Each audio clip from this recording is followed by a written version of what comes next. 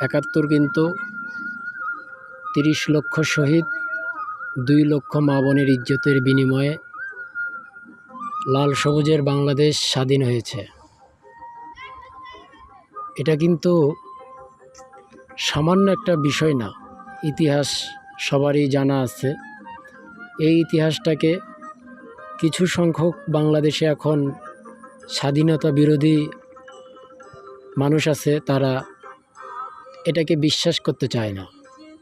কারণ তারা কখনো চায়নি বাংলাদেশটা স্বাধীন হোক, বাংলাদেশ পাকিস্তানের গোলাম হয়ে থাক। এটাই তারা সবসময় চাইছে,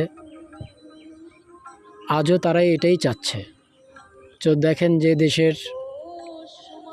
যে দেশ পাকিস্তান, যে দেশের জনগণ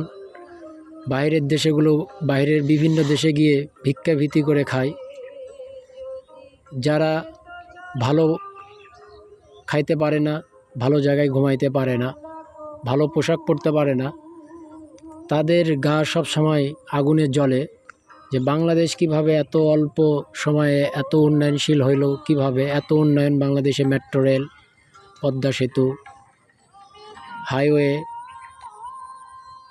গ্রাম থেকে শহর, অন্ধকার থেকে আলোকিত, কিভাবে বাংলাদেশ হইল। এটা কিন্তু পাকিস্তানি পন্থীদের সহ্য হয় না এবং পাকিস্তানদের সহ্য হয় না।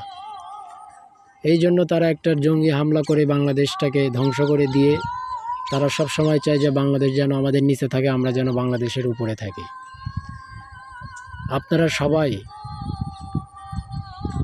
পাকিস্তানের দালালদের কাছ থেকে সাবধানে থাকবেন এবং আমি আপনাদের কাছে আহ্বান করব, বাংলাদেশের সাধারণ জনগণ থেকে শুরু করে যারা বাংলাদেশের নাগরিক আছেন, সবাই মিলে আমরা ৭১-এর পক্ষের শক্তি হয়ে থাকব, ৭১-কে ধারণ করব।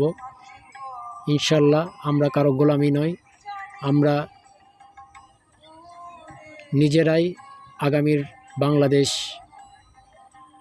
গড়ে তুলব। এটাই যেন আমাদের আগামী দিনের পথ চলা হয়। সবাই ভালো থাকবেন। ইনশাল্লাহ আবারও আরেকটা ভিডিও নিয়ে আসবো।